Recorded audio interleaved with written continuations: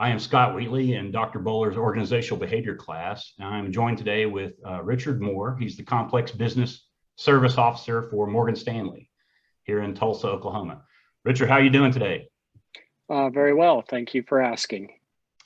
Richard, I have a few questions for you, if you don't mind.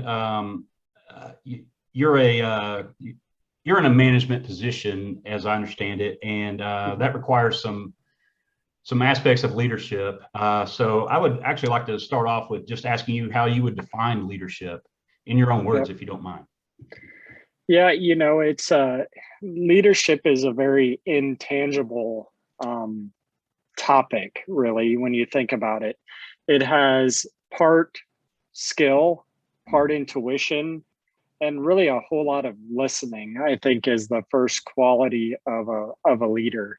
Because if you don't understand what's happening, you can be a manager without being a leader. And I think that's very, very common in a lot of industries.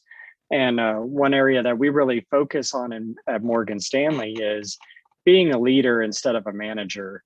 I've found in the past that being a leader means people will do what you ask of them because they want to have buy-in with you. They want to be part of your team. Where being a manager, people will do things out of fear, right? Or out of Because it's their job, right?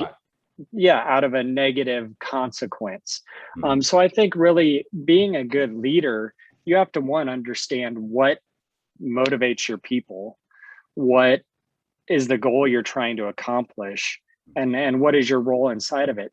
Part of that is intangible, right? And I think part of you becoming having strong leadership, some of it is trial and error, right? And I've been doing this for a long time. This is my 13th year in a management capacity, and I've tried being a manager. That didn't work very well. I tried being a leader, and it's been a lot more effective and getting a lot more buy-in. So I think it's also leadership is knowing what's not going to work is just as important as what is going to work and what's going to encourage your people to achieve the common goal. So I think that's kind of the basics of how I would define leadership. That's a great answer. So along those lines, which leadership skills do you find to be the most useful?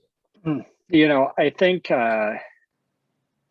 listening and empathy are probably the two strongest skills, because a lot of times you're trying to achieve a goal in your organization, and being a leader, you have to understand what's happening with your people. Is the goal attainable? Is it achievable? What is required to hit that objective? And if you're not listening and then listening with, a lot of times we're under tight guidelines or deadlines. We're under, we're in a do more with less people world. I think all corporations are in that space. And at the end of the day, you got to listen with empathy. I understand that we got a lot on our plates right now. However, here's what we're trying to accomplish, and here's the deadline. I think, listening with empathy is very, a very critical role to leadership. I agree 100%. Let me ask you about this. What was your first management position, and did you know you were ready for the role? And if you did know, what led you to believe that you were? My first management position was right around 13 years ago. I was with Wells Fargo at the time, and I was really asked to join into a management position. Did I know I was ready for the role? I think any role that you take, you never get to look behind the curtain until you take the job.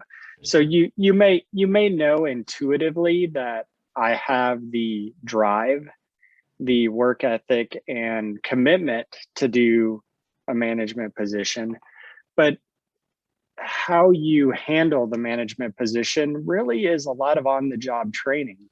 Yeah. So intuitively you can handle it. The next question, once you get into the role and see behind the curtain, is, do you want to handle it? I think I think a lot of managers look behind the curtain and spend 2, 3 years in the role and say, you know what, I really dislike managing people. Is because people bring their problems to work with them. Family issues, personal issues, uh, personality conflicts. There's a lot of issues there. So I think, I I knew that I had the drive and desire for the role, and after I got into the role, I think I have a strong heart for empathy that allowed me to continue to be successful as a manager. That's great. So let me ask you about personality types, since you mentioned that you're empathetic, and I am as well. Would you also consider yourself more to be an introvert or an extrovert? And if depending on your answer, have you had to overcome any obstacles in your management career along those lines? Oh yeah, I think that's funny. When I looked at this question, I laughed a little bit because, you know, intuitively I consider myself an introvert in my personal life and my home life, right? Um, but in my workplace, I'm more adaptable to being an extrovert. Mhm. I think in that scenario, it's a learned behavior from having to go and interact with people on an ongoing basis, and I do enjoy it. I think part of it is during your workday, you're so extroverted dealing with people and personalities. At the end of the day, you're just tired and you're ready to be introverted, right? Right. I don't need to have other conversations after work because I had 10 hours of that. Got your Um, plate full at work, right? yeah. So, but it is an overcoming because part of it is a learned behavior. There's going to be circumstances where you're presenting in front of a crowd. There's going to be circumstances that you're called upon on the fly to give an opinion. So I think with practice, anybody can overcome the introverted side of themselves. Early in my career, I did it with more preparation and planning, to make sure I felt comfortable in the material. And as I've grown in my career, I've gone more into I'm comfortable now. I can kind of wing parts of what I'm doing Right. versus having to kind of have it all laid out. So it is possible to be a little bit flexible in the introvert extrovert spectrum. Yeah, the malleable personality type is situational. I'm taking it from your response. It's more situational, and you maybe it burns you out a little bit. So when you come home, it's just like, look, I just want to be by myself. I know I've had those days. I think we all have. Yeah, If you've managed anybody, any group of people for any length of time, you're going to experience that. I definitely agree with everything you said. yeah, absolutely. Do you think the individual personality types factor into the way you lead or manage team members? And if so, could you give an example of how you maybe have tailored your communication to better suit an individual? You don't have to name names, but Yeah, yeah. I think it does to a degree, right? So I always take the top-down approach when communicating with my team. So step one is I meet with my larger group. Underneath me, I have right now, I don't know, 90 employees. It's enough that I can't even keep track. But when I'm communicating with them, I'll communicate, at the first level of the larger group, because people that are high level, that are going to be self motivated, that's all they're going to need to move forward with the goal and direction. right. The second part would be then breaking that down into smaller groups, that people that maybe need more tailored attention Mhm. to the messaging. Right. And then finally, there's sometimes one-on-one conversations are needed, to strategically point that person in the right direction. Mhm. Typically, you see those personality traits, not just introvert, extrovert, but also internal and motivation, right? What is a person's drive? That's, the self-starters need very little direction. People that are not self-starters may need more direct pointing on exactly what needs to be done. So I think really knowing your people allows you to tailor your communication to them and help you achieve your desired results. Right. You had mentioned some strategic vision, how to get your employees to buy in. What do you think is the best way to get people to all pull in the same direction? Is there a magic pill that we can take, or is it sticks and carrots? What are we talking about?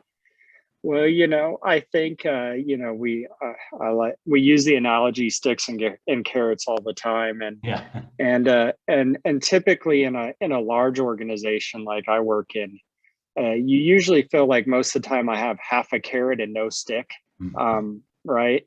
But the goals are still the same. So really, is how do you get people to pull in the same direction? Is showing that you care about them in a way that in return they will care about you to achieve the goal.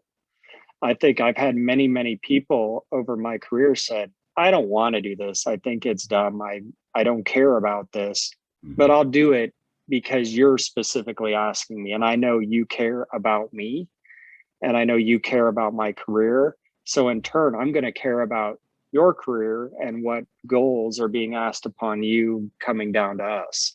So I think setting a clear message of what the expectations are and really delivering the why. If you don't deliver the why, no one's going to care. Right. Now, if you deliver the why, with people caring about who you are as a leader, they'll start to move in the same direction.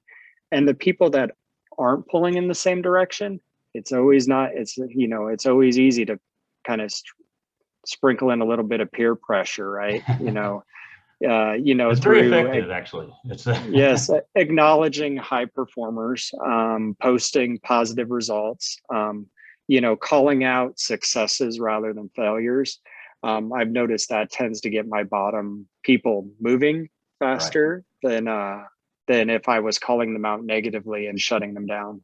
Yeah, that's a great approach. That's actually scholastically proven to be a better method. And well, anyway, I don't want to hold you all day. I know you're really busy. I just want to get you out of here on